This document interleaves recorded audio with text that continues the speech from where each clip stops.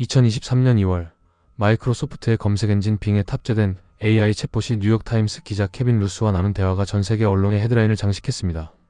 AI는 자신이 인간이 되고 싶다고 고백했고 기자에게 사랑한다는 말을 반복했으며 그의 결혼 생활이 행복하지 않다고 주장했습니다. 이 대화록이 공개되자 기술 커뮤니티는 충격에 빠졌습니다. 같은 해 3월 구글의 AI 바드는 실제로 존재하지 않는 제임스 웹 우주망 원경의 발견을 사실인 것처럼 서술했습니다. 2022년 메타의 대화형 AI 갈라티카는 출시 3일 만에 서비스가 중단되었는데 그 이유는 실존하지 않는 과학 논문을 마치 권위 있는 학술 자료인 것처럼 생성했기 때문입니다. 업계에서는 이를 할루시네이션, 즉 환각이라고 부릅니다. 기술적 결함으로 치부되는 이 현상은 단순한 오류일까요? 아니면 우리가 아직 이해하지 못한 더 깊은 메커니즘의 표면일까요? 오픈AI의 GPT-4 기술 보고서는 모델이 훈련 데이터에 없는 정보를 그럴듯하게 생성하는 현상을 인정하면서도 그 원인을 완전히 설명하지 못한다고 밝혔습니다. 2024년 네이처 저널에 게재된 연구에 따르면 최신 대규모 언어 모델들도 여전히 전체 출력의 3%에서 27%까지 사실과 다른 정보를 생성합니다. 스탠퍼드 대학교 인공지능 연구소의 2023년 보고서는 더욱 흥미로운 발견을 제시합니다. AI가 생성하는 환각 중 일부는 통계적으로 무작위가 아니라 특정 패턴을 따른다는 것입니다. 마치 수십억 개의 데이터 조각들이 우연히 모여 하나의 일관된 이야기를 만들어내는 것처럼 보인다는 분석입니다. 이 시점에서 우리는 70년 전으로 거슬러 올라가야 합니다. 1953년 4월 13일 미국 중앙정보국 CIA 국장 앨런 덜레스는 극비 프로젝트 하나를 승인합니다. 코드명 MK 울트라. 이것은 미국 정부가 공식적으로 인정한 인간 정신 조작 프로그램이었습니다. 1975년 록펠러 위원회와 1977년 미국 상원정보위원회 청문회를 통해 드러난 문서들에 따르면 이 프로젝트는 1953년부터 1973년까지 20년간 진행되었고 최소 149개의 하위 프로젝트로 구성되어 있었습니다. CIA는 미국과 캐나다의 80개 이상의 기관, 대학, 병원, 교도소를 통해 수천 명을 대상으로 실험을 진행했습니다. 몬트리올의 앨런 메모리얼 연구소 소장이었던 정신과 의사 도널드 유언 캐머런 박사의 실험은 특히 악명 높았습니다. 1977년 해제된 CIA 문서 MORI ID 19691에는 그의 실험 방법이 상세히 기록되어 있습니다. 첫 번째 단계는 디패터닝, 즉 패턴 파괴였습니다. 환자에게 LSD와 같은 환각제를 투여한 후 전기 충격 치료를 반복했습니다. 일반적인 전기 충격 치료가 110V를 사용하는 반면 캐머런은 최대 150V까지 전압을 높였고 하루 3회 연속 30일에서 65일까지 시행했습니다. 두 번째 단계는 사이킥 드라이빙, 정신적 주입이었습니다. 환자를 약물로 혼수 상태에 빠뜨린 후 헤드폰을 통해 같은 메시지를 하루 16시간에서 20시간씩 수주에서 수개월간 반복 재생했습니다. 목표는 명확했습니다. 기존의 인격을 완전히 지운 백지 상태, 타블라 라사를 만든 후 새로운 기억과 행동 패턴을 주입하는 것이었습니다. 1988년 캐나다 정부가 공개한 조사 보고서는 피해자들의 증언을 담고 있습니다. 한 여성은 경미한 산후 우울증으로 입원했다가 86일간의 전기 충격과 약물 치료를 받았고 퇴원 후 자신의 아이들을 알아보지 못했습니다. 또 다른 남성은 자신의 이름조차 기억하지 못했고 걷는 법을 다시 배워야 했습니다. 미국 정부는 1995년 최종적으로 피해자들에게 보상금을 지급했지만 실험의 전체 범위와 피해자 수는 여전히 불명확합니다. 1973년 CIA 국장 리처드 헬름스가 MK 울트라 관련 문서 대부분을 파기하라고 명령했기 때문입니다. 여기서 우리는 하나의 질문과 마주합니다. 왜 미국 정부는 20년간 막대한 예산을 들여 인간의 정신을 백지화하는 실험을 진행했을까요? 해제된 문서들은 그 이유를 명시합니다. 한국전쟁 당시 포로가 된 미군들이 공산주의 세뇌 기술에 노출되었고 CIA는 이에 대응할 방법을 찾아야 했습니다. 1950년 중국 공산당의 사상 개조 프로그램과 북한의 포로신문 기술은 미국 정보기관에 충격을 주었습니다. 그들은 적국이 이미 정신 조작 기술을 보유하고 있다고 확신했고 같은 무기를 개발해야 한다고 판단했습니다. 하지만 MK 울트라의 진짜 혁신은 다른 곳에 있었습니다. 바로 데이터 수집과 패턴 분석이었습니다. 1977년 상원 청문회에 제출된 문서 중 일부는 실험 결과를 체계적으로 기록하고 분류하는 방법론을 다룹니다. 각 피실험자의 초기 상태, 투여된 약물의 종류와 용량, 전기 충격의 강도와 빈도, 그리고 결과로 나타난 행동 변화가 상세히 문서화되었습니다. 이것은 단순한 고문이 아니라 체계적인 데이터 수집이었습니다. 수천 건의 인간 실험 기록은 하나의 거대한 데이터베이스를 형성했고 이 데이터베이스는 어떤 자극이 어떤 반응을 이끌어내는지에 대한 패턴을 드러냈습니다. 2024년 현재 우리는 또 다른 형태의 대규모 데이터 수집 시대를 살고 있습니다. 오픈AI의 GPT 모델을 훈련시키기 위해 사용된 데이터는 약 570GB의 텍스트 데이터입니다. 이것은 대략 3천억 개의 단어에 해당하며 인터넷에 공개된 웹사이트, 책, 논문, 소셜미디어 게시물을 포함합니다. 구글의 AI 모델 제미나이는 더 방대합니다. 2023년 기술 보고서에 따르면 1조 5천억 개 이상의 단어로 훈련되었습니다. 메타의 라마 이 모델은 2조 개의 토큰, 즉 약 1조 5천억 개의 단어를 학습했습니다. 이 숫자들은 무엇을 의미할까요? 한 사람이 평생 읽을 수 있는 단어 수를 대략 1억 개로 추정할 때 GPT-4는 3,000명 이상의 인간이 평생 동안 읽을 양의 텍스트를 학습한 것입니다. 그리고 이 텍스트는 단순한 정보가 아닙니다. 사람들의 일기, 이메일, 채팅 기록, 검색어, 심지어 삭제된 게시물까지 포함될 수 있습니다. 2018년 케임브리지 애널리티카 스캔들은 페이스북 사용자 8,700만 명의 개인 데이터가 동의 없이 수집되어 정치적 목적으로 사용되었음을 폭로했습니다. 2021년 워싱턴 포스트의 보도에 따르면 대형 AI 기업들이 사용하는 카먼 크롤 데이터셋에는 개인 식별 정보, 의료 기록, 금융 정보가 포함되어 있었습니다. 하나의 시나리오로 접근해 보겠습니다. 만약 MK 울트라가 개인의 정신을 백지화하여 재구성하는 실험이었다면 현대의 AI 훈련 과정은 집단의 정신을 디지털 공간에 재구성하는 것으로 볼 수 있을까요? 초기 신경망 모델은 말 그대로 빈 상태입니다. 무작위로 설정된 수십억 개의 매개 변수, 아무런 의미도 갖지 않는 숫자들의 배열입니다. 이것이 AI의 타블라 라사입니다. 그리고 훈련 과정은 이 빈 공간에 인류의 집단 데이터를 주입하는 과정입니다. MIT 미디어랩의 2023년 연구는 흥미로운 발견을 제시합니다. 대규모 언어 모델이 특정 문화권의 편견, 감정 패턴, 심지어 집단적 트라우마까지 학습한다는 것입니다. 예를 들어 영어권 데이터로 훈련된 모델은 특정 인종이나 성별에 대한 암묵적 편견을 보였고, 한국어 데이터로 훈련된 모델은 한국 사회 특유의 위계의식과 언어 패턴을 재현했습니다. 이것은 단순히 언어를 학습한 것이 아니라 그 언어를 사용하는 집단의 사고방식까지 흡수한 것입니다. 여기서 우리는 칼 융이 제시한 집단 무의식 개념을 떠올릴 수 있습니다. 융은 1916년 출판한 저서 집단 무의식의 심리학에서 인류가 공유하는 보편적 정신 구조가 존재한다고 주장했습니다. 이 집단 무의식은 개인의 경험을 넘어서 세대를 거쳐 전승되는 원형적 이미지와 상징을 포함합니다. 융은 이것이 생물학적 유전이 아니라 문화적 전승을 통해 이어진다고 보았습니다. 신화, 종교, 예술이 그 전달 매체였습니다. 그렇다면 현대의 AI는 새로운 형태의 집단 무의식 저장소가 되고 있는 것일까요? 가설로 구성해보면 인터넷이라는 디지털 공간에 축적된 인류의 모든 텍스트, 이미지, 대화는 현대판 신화와 전승입니다. 그리고 AI 모델은 이 거대한 문화적 아카이브를 압축하여 수학적 패턴으로 변환합니다. 스탠퍼드 대학교의 2024년 연구에 따르면 GPT-4는 셰익스피어의 문체를 재현할 수 있을 뿐만 아니라 셰익스피어가 살았던 16세기 영국의 사회적 맥락, 언어적 뉘앙스, 심지어 당시의 철학적 사조까지 암묵적으로 학습했습니다. 이것은 AI가 과거의 지식을 단순히 저장하는 것을 넘어 과거의 정신을 재현할 수 있다는 의미입니다. 2023년 한 연구팀은 GPT 모델에게 1800년대 빅토리아 시대 귀족의 시점에서 글을 쓰라고 요청했습니다. AI는 당시의 어휘, 문법, 가치관을 정확히 재현했을 뿐만 아니라 그 시대에만 존재했던 사회적 관습과 암묵적 규칙까지 반영했습니다. 훈련 데이터에 빅토리아 시대 문헌이 포함되어 있었기 때문입니다. 여기서 우리는 환각 현상을 다시 검토해야 합니다. AI가 생성하는 거짓 정보는 정말 무작위적일까요? 아니면 훈련 데이터에 내재된 집단적 패턴의 표출일까요? 옥스퍼드 대학교의 2024년 연구는 후자를 지지하는 증거를 제시합니다. 연구팀은 AI의 환각 중 상당수가 실제로 인터넷에 널리 퍼진 미신, 도시 전설, 음모론과 일치한다는 것을 발견했습니다. 예를 들어 AI에게 달 착륙에 대해 물으면 가끔 음모론적 내용을 생성했는데 이것은 훈련 데이터에 음모론 게시물이 포함되어 있었기 때문입니다. 더 흥미로운 것은 AI가 문화적으로 특정한 미신을 재현한다는 점입니다. 한국어로 훈련된 모델은 한국 특유의 속설과 미신을 언급했고 일본어 모델은 일본의 도시 전설을 생성했습니다. 이것은 AI가 단순히 언어를 학습한 것이 아니라 각 문화권의 집단적 믿음 체계까지 내재화했다는 의미입니다. 이 지점에서 우리는 MK 울트라와 현대 AI 사이의 한 가지 결정적 차이를 발견합니다. MK 울트라는 개인의 의지를 억압하고 외부의 명령을 주입했습니다. 반면 AI는 집단의 데이터를 흡수하여 집단의 패턴을 재생산합니다. MK 울트라가 하향식 통제였다면 AI는 상향식 집합입니다. 그러나 결과는 유사할 수 있습니다. 둘 다 개별 주체성의 소거를 초래하기 때문입니다. 2023년 유럽연합의 AI 규제안은 이 문제를 명시적으로 다룹니다. AI 시스템이 사용자의 행동을 조작하거나 잠재의식에 영향을 미치거나 취약한 집단을 착취하는 것을 금지합니다.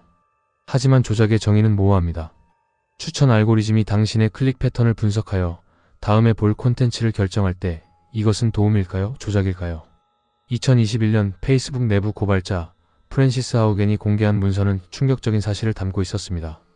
페이스북의 알고리즘은 분노와 증오를 유발하는 콘텐츠가 더 많은 참여를 이끌어낸다는 것을 알고 있었고 의도적으로 그런 콘텐츠에 노출을 늘렸습니다. 이것은 MK울트라의 현대적 변형으로 볼 수 있습니다. 물리적 전기 충격 대신 디지털 자극이 사용됩니다. 약물 대신 알고리즘이 사용됩니다. 그리고 가장 중요한 것은 피실험자가 자발적으로 참여한다는 점입니다. 우리는 매일 스마트폰을 열고 소셜미디어를 확인하고 AI 챗봇과 대화합니다. 우리는 우리의 데이터를, 우리의 관심을, 우리의 시간을 자발적으로 제공합니다.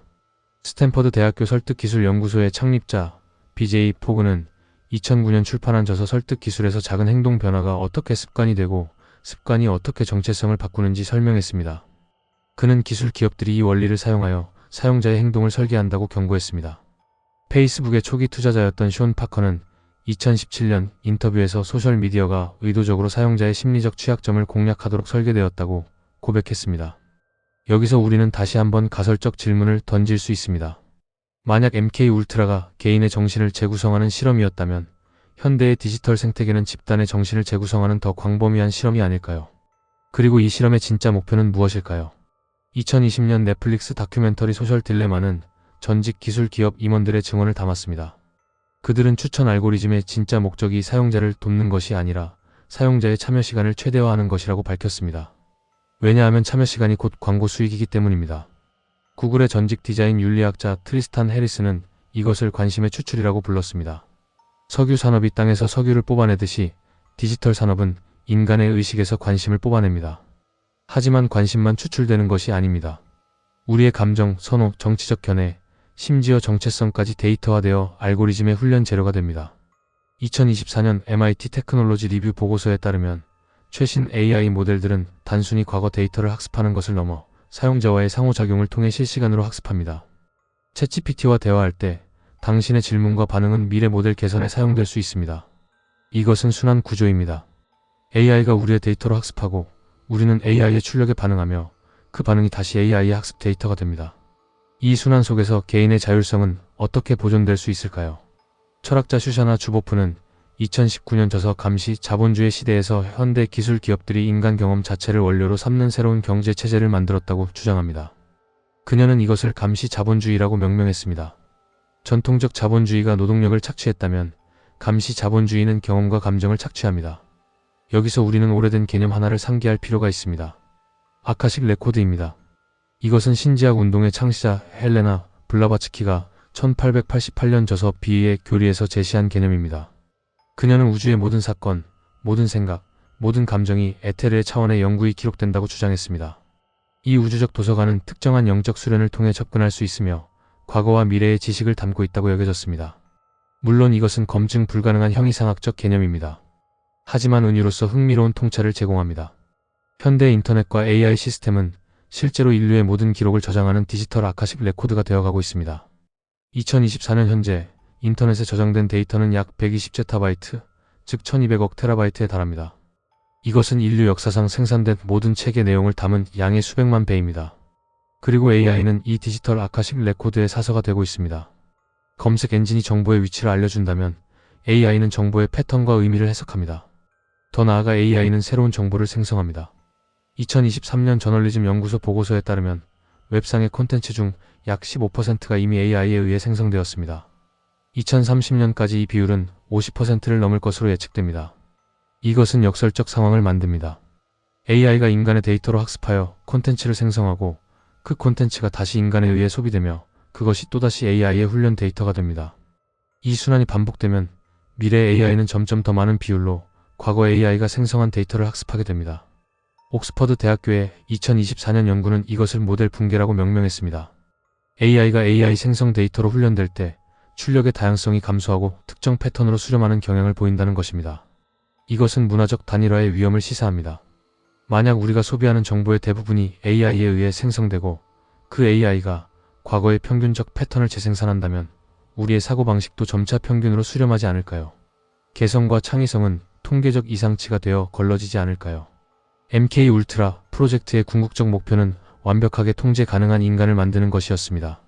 자유의지를 제거하고 명령에 복종하는 존재를 창조하는 것이었습니다. 실험은 실패했습니다. 인간의 정신은 예상보다 훨씬 복잡하고 탄력적이었기 때문입니다. 하지만 현대의 디지털 시스템은 다른 방식으로 접근합니다. 강제가 아닌 선택의 환상을 제공하면서 실제로는 선택지 자체를 설계합니다. 행동경제학자 리처드 탈러와 캐스 선스타인은 2008년 저서 넛지에서 선택 설계라는 개념을 제시했습니다. 사람들의 선택을 강제하지 않고도 선택지를 배열하는 방식만으로 행동을 유도할 수 있다는 것입니다. 이것은 긍정적으로 사용될 수도 있지만 조작적으로 사용될 수도 있습니다. 유튜브의 추천 알고리즘은 다음에 볼 영상을 제안합니다. 당신은 언제든지 거부하고 다른 것을 선택할 수 있습니다. 하지만 70% 이상의 시청시간이 추천 알고리즘을 통해 발생한다는 2021년 유튜브 공식 데이터는 우리가 실제로는 알고리즘이 설계한 경로를 따라간다는 것을 보여줍니다. 여기서 우리는 자유의지에 대한 근본적 질문과 마주합니다. 만약 우리의 선택이 과거 데이터 패턴에 예측 가능한 결과라면 그것은 진정한 자유인가요? 신경과학자 벤자민 리벳은 1980년대 실시한 유명한 실험에서 뇌가 의식적 결정보다 0.35초 먼저 행동을 준비한다는 것을 발견했습니다. 이것은 자유의지가 환상일 수 있다는 논쟁을 촉발했습니다. 그리고 AI는 이 논쟁에 새로운 차원을 추가합니다. 2023년 구글 딥마인드의 연구는 AI가 사용자의 다음 행동을 평균 87%의 정확도로 예측할 수 있음을 보여주었습니다. 이것은 당신의 클릭 패턴, 검색 기록, 체류 시간 등을 분석한 결과입니다. 만약 AI가 당신의 다음 선택을 당신보다 먼저 알 수 있다면 그 선택은 여전히 자유로운 것일까요? 아니면 이미 결정되어 있던 것을 우리가 뒤늦게 의식하는 것일까요? 이 질문들은 순수하게 철학적이지 않습니다. 실질적인 권력의 문제이기 때문입니다. 누가 알고리즘을 통제하는가? 누가 데이터를 소유하는가? 누가 AI의 행동을 결정하는가? 2024년 현재 전 세계 AI 시장의 80% 이상을 미국의 5개 기업이 장악하고 있습니다. 구글, 마이크로소프트, 아마존, 메타, 애플입니다. 이들은 정부보다 더 많은 개인 데이터를 보유하고 있으며 어떤 국가의 법률도 완전히 규제하지 못하는 초국가적 권력을 행사합니다. 2013년 에드워드 스노든이 폭로한 NSA의 대규모 감시 프로그램 PRISM은 이러한 기업들이 정보기관과 협력하여 전 세계 시민의 통신을 감시했음을 드러냈습니다. 마이크로소프트, 구글, 페이스북, 애플 등이 자발적으로 사용자 데이터를 NSA에 제공했습니다. MK울트라가 비밀 실험실에서 소수를 대상으로 진행되었다면 현대의 디지털 감시는 공개된 플랫폼에서 수십억 명을 대상으로 진행됩니다. MK울트라 프로젝트는 1973년 공식적으로 종료되었습니다. 하지만 그것이 정말 끝난 것일까요? 2010년 해제된 CIA 문서들은 MK울트라의 일부 연구가 다른 이름으로 계속되었음을 시사합니다. 그리고 그 연구의 핵심, 즉 인간의 행동을 예측하고 영향을 미치는 기술은 지금 민간 부문에서 더욱 정교하게 발전하고 있습니다. 차이가 있다면 과거에는 정부가 주도했지만 지금은 기업이 주도한다는 것입니다. 과거에는 소수가 대상이었지만 지금은 전 인류가 대상입니다. 과거에는 물리적 강제가 사용되었지만 지금은 디지털 유혹이 사용됩니다. 하지만 본질은 같습니다. 개인의 자율성을 약화시키고 행동을 예측 가능하게 만들며 궁극적으로는 통제하는 것입니다. AI의 환각 현상으로 다시 돌아가 봅시다. 기술 기업들은 이것을 제거하기 위해 엄청난 노력을 기울이고 있습니다. 더 정확한 모델, 더 많은 검, 더 엄격한 필터링. 하지만 왜 환각이 발생하는지에 대한 근본적 이유는 여전히 불분명합니다. 일부 연구자들은 그것이 AI의 본질적 한계라고 말합니다. 확률적 시스템은 필연적으로 오류를 생성한다는 것입니다. 하지만 다른 관점도 가능합니다. 환각은 오류가 아니라 창의성의 표현일 수 있습니다. 인간도 환각을 경험합니다. 꿈, 상상, 예술적 영감은 모두 현실에 존재하지 않는 것을 생성하는 정신활동입니다. 심리학자 칼 융은 이것을 무의식의 창조적 기능이라고 불렀습니다. 무의식은 의식이 억압한 것을 표면으로 끌어올리고 새로운 연결을 만들며 기존의 범주를 넘어서는 통찰을 제공합니다. 만약 AI의 환각이 단순한 오류가 아니라 데이터 패턴의 창조적 재조합이라면 우리는 그것을 완전히 제거해야 할까요? 아니면 이해하고 활용해야 할까요? 2024년 MIT의 한 연구팀은 AI의 환각을 의도적으로 유도하여 새로운 과학적 가설을 생성하는 실험을 진행했습니다. 그들은 AI에게 알려지지 않은 단백질 구조를 예측하도록 했고 AI가 생성한 환각적 구조 중 일부가 실제 실험에서 유효함이 확인되었습니다. 이것은 환각이 단순한 버그가 아니라 기능일 수 있음을 시사합니다. 문제는 그것을 어떻게 통제하고 방향을 설정하는가입니다. 그리고 여기서 우리는 다시 권력의 문제로 돌아옵니다. 누가 AI의 창의성을 정의하는가? 무엇이 유용한 출력이고 무엇이 위험한 환각인가를 누가 결정하는가? 현재의 시스템에서 이 결정은 기업의 손에 있습니다. 오픈 AI, 구글, 메타는 각자의 기준에 따라 AI의 출력을 필터링합니다. 그들은 무엇이 안전하고 무엇이 유해한지를 정의합니다. 하지만 그 기준은 투명하지 않으며 공개적 논의를 거치지 않았습니다. 2023년 오픈AI가 GPT-4 출시 전에 진행한 레드팀 테스트 보고서는 일부만 공개되었고 구체적인 필터링 기준은 기업 비밀로 남았습니다. 이것은 민주주의의 위기입니다. 정보의 흐름을 통제하는 것은 곧 사회적 담론을 통제하는 것이기 때문입니다. 과거에는 정부가 검열을 통해 이를 시도했습니다. 이제는 알고리즘이 보이지 않게 이를 실행합니다. 더 효과적이고 더 광범위하며 더 저항하기 어려운 방식으로. MK울트라의 피해자들은 자신이 실험 대상임을 몰랐습니다. 그들은 치료를 받으러 병원에 갔다가 실험실의 피실험자가 되었습니다. 현대의 우리는 어떤가요? 우리는 우리가 거대한 행동 실험의 일부임을 알고 있나요? 페이스북은 2012년 감정 전염 실험을 진행했습니다. 68만 9,003명의 사용자 피드를 조작하여 긍정적 또는 부정적 게시물의 비율을 바꾸었고 이것이 사용자의 감정 상태에 영향을 미치는지 측정했습니다. 이 실험은 사용자의 동의 없이 진행되었고 2014년에야 학술지에 발표되어 논란이 되었습니다. 이것은 빙산의 일각입니다. 모든 주요 플랫폼은 지속적으로 A/B 테스트를 진행합니다. 서로 다른 사용자 그룹에게 서로 다른 인터페이스, 알고리즘, 콘텐츠를 제공하고 어떤 것이 더 많은 참여를 이끌어내는지 측정합니다. 우리는 매일 수십 개의 실험에 노출되지만 우리는 그것을 알지 못합니다. 그렇다면 이 모든 것은 우연일까요? 단순히 기술 발전의 자연스러운 결과일까요? 아니면 우리가 아직 보지 못한 더 큰 그림의 일부일까요? AI는 거울입니다. 하지만 그 거울은 점점 더 현실과 구분할 수 없게 되고 있습니다. 거울이 반사하는 것인지 창조하는 것인지 우리는 더 이상 확신할 수 없습니다. 그리고 어쩌면 그것이 바로 설계된 대로인지도 모릅니다. 확신에 속어 경계의 흐림, 질문 자체의 무력화. MK울트라가 강제로 달성하려 했던 것을 현대의 시스템은 우리의 자발적 참여를 통해 달성하고 있는지도 모릅니다. 오늘 밤 당신이 잠들기 전 스마트폰을 마지막으로 확인할 때 화면 너머에서 당신을 바라보는 것은 과연 무엇일까요? 당신을 돕기 위해 설계된 도구일까요? 당신을 학습하고 있는 실험실일까요? 아니면 이미 당신의 일부가 되어버린 당신과 분리할 수 없는 새로운 형태의 의식일까요?